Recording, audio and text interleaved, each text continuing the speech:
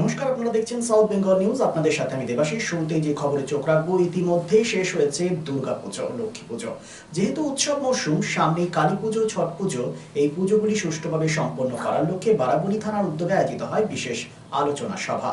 পুজোর সময় যাতে কোনো অপ্রীতিকর ঘটনা না ঘটে, সেই বিষয়গুলি নিয়ে আলোচনা হয় এই সভায়। প্রধান অতিথি হিসেবে উপস্থিত ছিলেন আসানসোল দুর্গাপুর পুলিশ কমিশনারেটের assistant police commissioner Ipsita Dutta, Barabani যুগ্ম সমষ্টি উন্নয়ন আধিকারিক বিজয় সরকার, সার্কেল ইন্সপেক্টর অশোক সেন মহাপাত্র, বারাবণী পঞ্চায়েত সমিতির সভাপতি অসিত সিংহ, বারাবণী থানার ভারপ্রাপ্ত আধিকারিক মনোরঞ্জন মণ্ডল, পশ্চিম বর্ধমান জেলা পরিষদের সদস্য পূজা মান্ডি সহ বিশিষ্টজনেরা।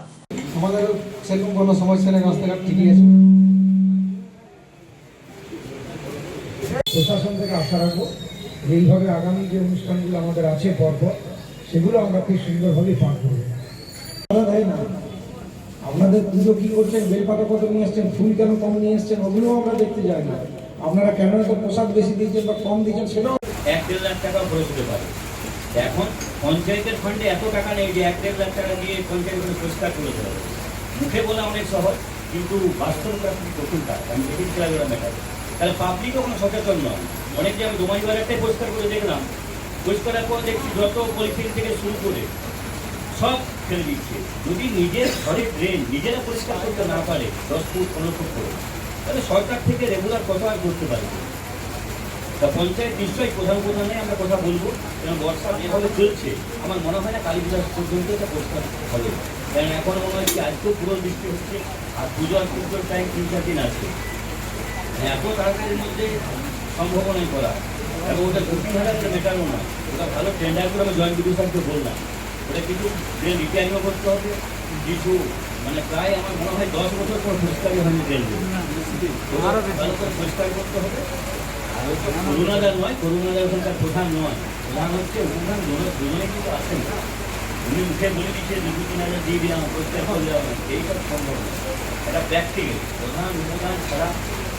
পানুরিয়া পঞ্চায়েত যেমন আমি দেখলাম, পানুরিয়া পঞ্চায়েত ড্রেনগুলো পরিষ্কার করেছে, ছোটগুলো ঘাটগুলো সব করেছে। তো সমস্ত পঞ্চায়েত প্রধানকে বলবো এবং উপধানকে, যারা আপনারা কালকে ঘাটগুলো ভিজিট করুন, এবং যেখানে এখন যেটা এমার্জেন্সি দরকার, যে ছোট পুজোর ঘাট এবং কালী পুজোর যে রাস্তা যদি কোনো ড্যামেজ থাকে পুজো মন্দির পর্যন্ত, সেটা ক্লিয়ার করতে হবে। তাই যেখানে যেখানে হচ্ছে প্রধান উপধানরা সেই জায়গাগুলো দিয়ে একটু ভিজিট করুন, মিথ্যা কথা না বলে। এবং যদি যেখানে কিছু দরকার হয়, আপনারা যদি না পারেন, আমি বিডিও সাহেব সকলে আছি, নিশ্চয়ই আমরা চেষ্টা করবো যে রাস্তাটাকে এবং ঘাটগুলোকে সংস্কার করে দেবো। পবন সিংকে নিয়ে বিধায়ক হরেরাম সিং এর পুত্র প্রেমপাল সিং এর সাংবাদিক বৈঠক নিয়ে ফিরে আসছি ছোট্ট একটি বিরতির পর। সঙ্গে থাকুন। Furniture world one step solution at northern road, opposite Shani Mandir, GT road, Asansol. Furniture ওয়ার্ল্ডে আপনি পাবেন all types of branded furniture. রয়েছে quality wooden divan, steel divan, branded dining table, sofa set, আলমিরা, wardrobe and so many household furniture. Furniture World, the name you can trust with quality, quantity, true value and after sales service. সুতরাং দেরি কেন? আপনার মনের মতো জিনিসটি নিতে আজই আসুন শহর আসানসোলের বৃহত্তম শোরুম 12,000 স্কোয়ার ফিটের ফার্নিচার ওয়ার্ল্ডে। Furniture world, GT road, opposite Shani Mandir, northern road, Asansol. Asansol আর পবন সিং, বিতর্ক যেন কিছুতেই পিছু ছাড়ছে না। ভোজপুরি সিঙ্গার পবন সিং লোকসভা আসনে বিজেপির হয়ে প্রতিদ্বন্দ্বিতা করার কথা ছিল আসানসোলে। তিনি নিজের নাম প্রত্যাহার করে নিয়েছিলেন। এরপর কালী পুজোর সময় অনুষ্ঠান করার কথা ছিল ভোজপুরি সিঙ্গারের, তবে তা বাতিল করা হয়। বিতর্কের জন্যই অনুষ্ঠানটি বাতিল বলে জানা যাচ্ছে। তবে সাংবাদিক বৈঠকে অবশ্য অন্য কথা বলেছেন বিধায়ক হরেরাম সিং পুত্র, জেলা যুব তৃণমূলের সম্পাদক প্রেমপাল সিং। তিনি জানান, পর্যাপ্ত জায়গা এবং প্রশাসন সুষ্ঠু ব্যবস্থাপনা করতে পারেনি, সেই কারণেই বাতিল করা হয়েছে। এর সঙ্গে কোনো রাজনৈতিক বিতর্কের সম্পর্ক নেই। অন্যদিকে অনুষ্ঠান বাতিলকে কেন্দ্র করে ভক্তদের মধ্যে মিশ্র প্রতিক্রিয়া দেখা দিয়েছে। আপাতত আসানসোলে সাংস্কৃতিক অনুষ্ঠানে পবন সিং এর উপস্থিতি এবছর সম্ভব হচ্ছে না। কি বলেছেন সাংবাদিক বৈঠকে, শোনাবো আপনাদের। ये आधिकारिक घोषणा है आपका। हमारे जो पिताजी एमएलए साहब जिस पूजा कमेटी के सभापति हैं, बहुला सार्वजनिक काली पूजा, जो हर साल की तरह इस साल भी हो रही है। इसमें हर वर्ष कोई ना कोई हम लोग कलाकार लेके आते थे, वो चाहे बंगला स्टार हो, चाहे भोजपुरी स्टार हो, चाहे हिंदी स्टार हो, जिसमें हम लोग सक्षम होते थे। हम लोग लेकर आते थे और कार्यक्रम करते थे। सारे जनता लोग उसका उत्साह करते थे, आनंद उठाते थे। इस बार भी हम लोगों ने कार्यक्रम किया आयोजन।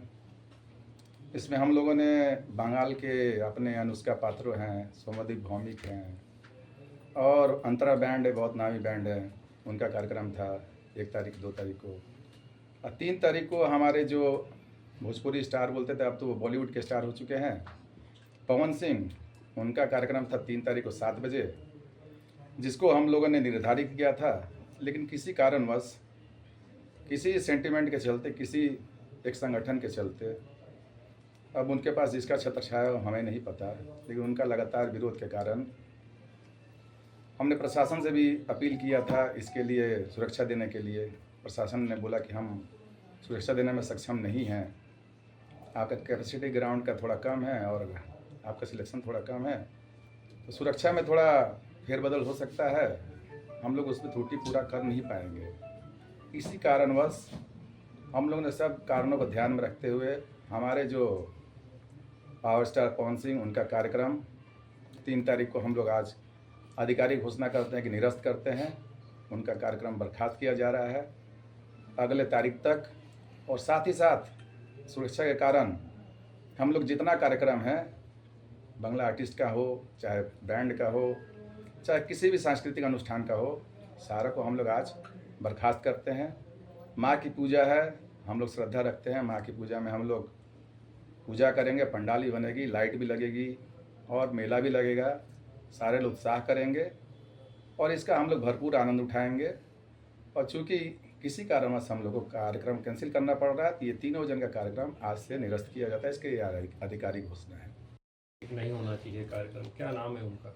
देखिए, संगठन बहुत तरीके के हैं, बहुत समाज हैं इसमें, किसी का इकलौता नाम नहीं बोलने से होगा।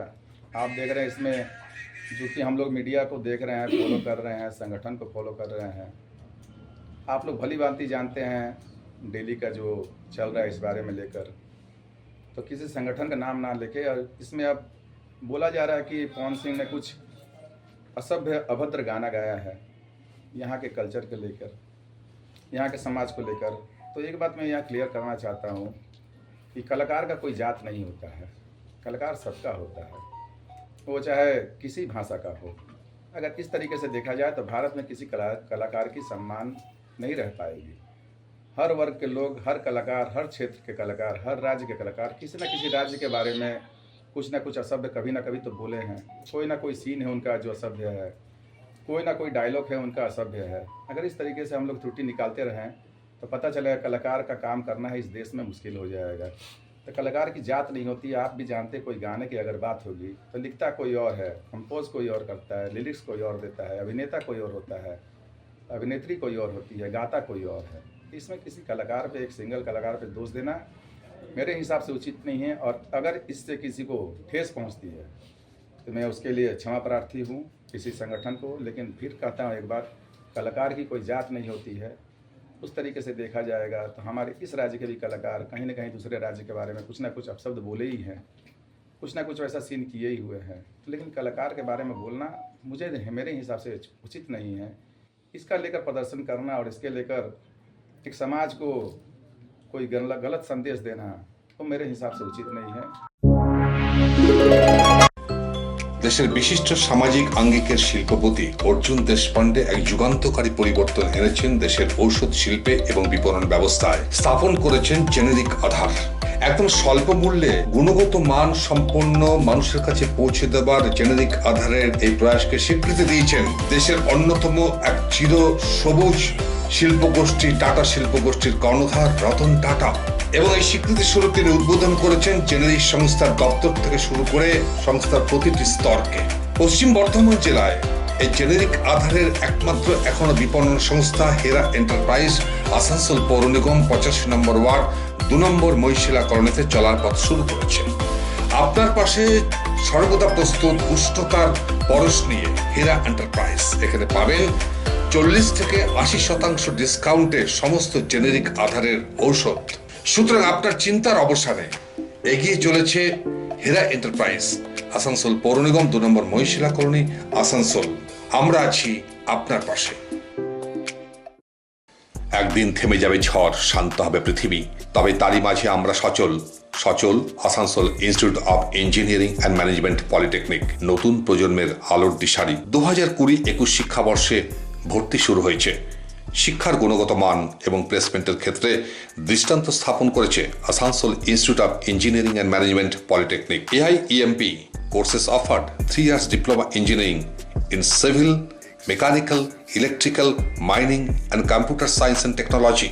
Asansol Institute of Engineering and Management Polytechnic, Bagbandi Road, Kalipahari Moor, near Ghagarpuri Mandir, Asansol 713339. For more details, contact 8001 500263, 7076791501 and 706 358 2812.